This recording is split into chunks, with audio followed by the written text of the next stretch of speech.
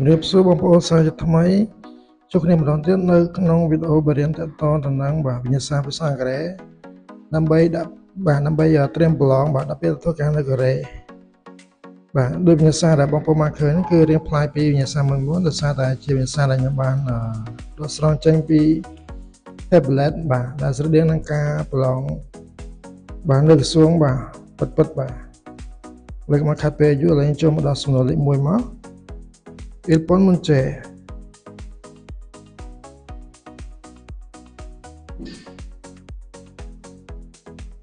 ដោយវិញ្ញាសាបងប្អូនបានឃើញគេហៅថាវិញ្ញាសារូបភាពឥឡូវខ្ញុំសូមបកប្រែក្បាលវាខាងលើនឹងឲ្យមកគេនិយាយថា Iriso Ipon Primul Poco Almachin Hanona Munchangul Corresipsio ចឹងប្រយោគនេះអត់មានប្រធានទេយើងបកប្រែពីខាងចុងមកបកប្រែថាសូមជ្រើសរើសប្រយោគឬក៏ពាក្យដែលត្រឹមត្រូវបន្ទាប់ពីមើលរូបភាពខាងក្រោមបើយើងមើលប្រែមើលមួយ corresipsio នេះសូមជ្រើសរើសមុនចាងនេះប្រយោគ hanona ឬក៏ពាក្យ hanona ពាក្យណានេះវិជ្ជករប្រែថាឬក៏មកជិនដែលត្រឹមត្រូវពកបន្ទាប់ពីមើលរីមួយរូបភាពទីគេបញ្ជាក់ថាសូមជ្រើសរើសប្រយោគឬក៏ពាក្យដែលត្រឹមត្រូវបន្ទាប់ពីមើលរូបភាពខាងក្រោមរូបភាពដូចអ្នកនរគ្នាបានឃើញនេះគេហៅថាក្រេដេកអញ្ចឹងក្រេដេកជាភាសាកូរ៉េយើងនិយាយថា chimde ជាចំណុចត្រឹមត្រូវវាគឺនៅលេខ3តែលេខ1នេះគេនិយាយថា sofa នេះបកប្រែថាសាឡុងចង់អត់ត្រូវទេហើយលេខ2នេះគេនិយាយថា sit-tak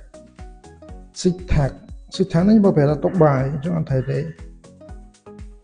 ហើយលេខ4នេះគេនិយាយថា sorap នេះយើងបកប្រែថាថតតុឬក៏កែតុដែលយើងដាក់អីវ៉ាន់ហ្នឹងអត់ត្រូវទេចឹងលេខ1នេះឆ្លើយត្រឹមត្រូវវាគឺលេខ3ឈឹមតែក្រេគេងហើយឥឡូវយើងចូលទៅដល់សំណួរលេខ2នេះអ៊ីប៉ុនមិនចេះចឹងដូចគ្នាចឹងអានេះវាជាប្រភេទសំណួររូបភាពចឹងយើងក៏មើលរូបភាពមករូបភាពនេះតើតើសកម្មភាពចឹងសកម្មភាពនេះឃើញ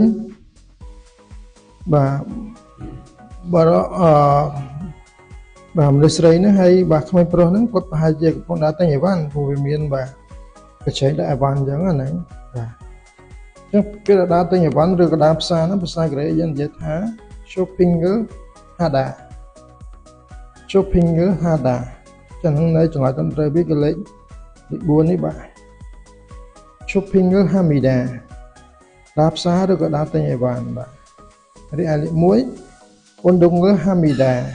Undungu Hamida នេះយើងមកប្រែថាហាត់កីឡាអត់ត្រូវទេរីឯលេខ2 Chonfaru Hamida នេះយើងមកប្រែថាទេទូរស័ព្ទចង់ត្រូវដែររីឯលេខ3នេះគេនិយាយថា Toxoru Hamida នឹងមកប្រែថាអានសិភៅចង់ត្រូវទេToxoru Hamida នោះជាពាក្យបច្ចេកទេសជាពាក្យធម្មតាវាគឺឆៃគឺអ៊ីតា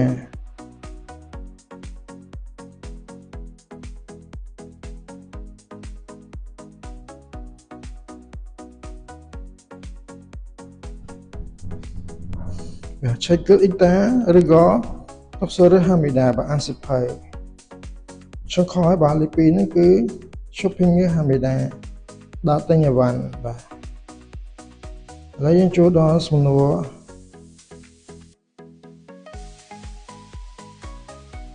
លេខ3សម្ព័ន្ធមុនចេប៉ុន្តែមកដល់កន្លែងទៅនេះគឺខ្ញុំអត់ចង់ធ្វើសំណួរលេខ3ទេខ្ញុំចង់ប្រាប់បងប្អូនថាក្នុងវិញ្ញាសាប្រឡងស្តង់ដារនៅក្រសួងគឺមិនចាំបាច់តម្រូវតែយើងធ្វើតាមលេខរៀងទេគឺបើយើងអ្នកឆ្លាតគឺយើងច្បាស់ចិត្តធ្វើអាណាដែលស្រួលមុនហើយអានេះគេហៅថាលេខ3ជា ញាសាពេញចន្លោះចឹងបើយើងបាទនៅចេះក្រែលមកបើយើងធ្វើតែកន្លែងហ្នឹងបើថាយើងអាចទាក់នៅកន្លែងទៅហ្នឹងហើយសំណួរផ្សេងៗដែលស្រួលគឺយើងបានធ្វើទេចឹងមានថាខ្ញុំលើកទឹកចិត្តឲ្យអ្នកនរគ្នាព្យាយាមស្វែងរកសំណួរដែលស្រួលហើយធ្វើអាហ្នឹងមុនចាំយើងធ្វើបានតាមក្រោយឧទាហរណ៍លេខ3នេះគឺយើងអត់ធ្វើទេលេខ4នឹងដូចគ្នាបាទលេខ5ដូចគ្នាយើងព្យាយាមរកសំណួរណាដែលងាយស្រួលបាទលេខ7នេះ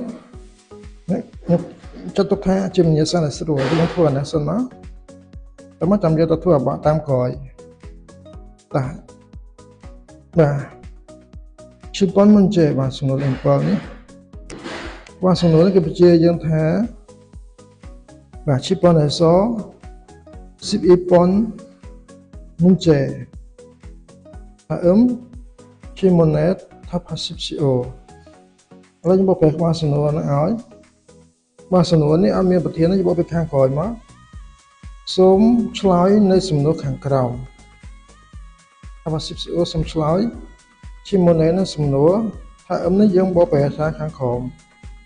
បើយើងជួបវានៅក្នុងលំហាត់អានេះយើងបកប្រែថាខាងក្រោមបាទបើយើងជួបវាផ្សេងនឹងបកប្រែថាពេលក្រោយគេមានថាសូមឆ្លើយសំណួរខាងក្រោមបាទសំណួរលេខ7ហ្នឹងបាទគេនិយាយថា Equation បូក Asimica Equation បូក Asimica Equation ឡើយនេះគឺដាក់ទូនាទីប្រធានគឺខ្ញុំបកប្រែពីកន្លែងហ្នឹងមកខ្ញុំដាក់លេខរៀងបកប្រែឲ្យតែមកយើងទៅខាងចុងនេះបូក Asimica បូកអត់បកប្រែថាអ្វី Imica ខ្ញុំបកប្រែថាគឺជាអាហ្នឹងប្រើក្នុងប្រយោគសំណួរបាទវិជ្ជាករហ្នឹងចឹងសំណួរនេះគេសួរយើងថាតើនេះគឺជាអ្វីបាទ Equation បូក Asimica តើនេះគឺជាអ្វីតើរូបភាពដូចអ្នកនរគ្នាបានឃើញនេះបាទមានម្ហូបច្រើនមុខដែរក្នុងប្រទេសកូរ៉េម្ហូបដែលដាក់ក្នុងកូនចានតូចច្រើនមុខហ្នឹងគេហៅថាអាហារបន្តបន្សំឬក៏ភាសាកូរ៉េគេនិយាយថា Panchan ចឹង Panchan នៅចំណុចត្រឹមត្រូវវាគឺលេខ2 Panchan Imida គឺជាអាហារបន្តបន្សំអាហារបន្តបន្សំ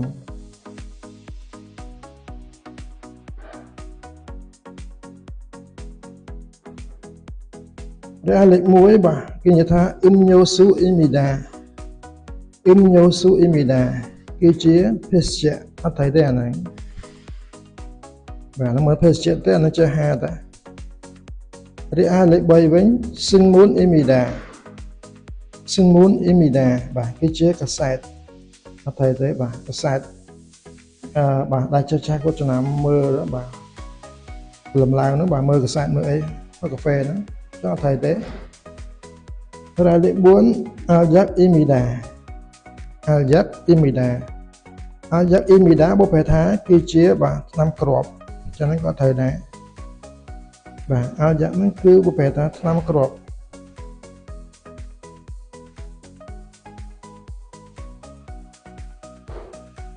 ចឹងថ្នាំវាមានប្រភេទថ្នាំបាទថ្នាំទឹកថ្នាំគ្រាប់ថ្នាំចាក់ចឹងទៅចឹង Alyak ហ្នឹងបកប្រែថាថ្នាំគ្រាប់បាទចឹងលេខ7ហ្នឹងបាទឆ្លាតត្រឹមត្រូវវាគឺ Panchan Imida បាទគឺជាអាហារបន្តបន្សំ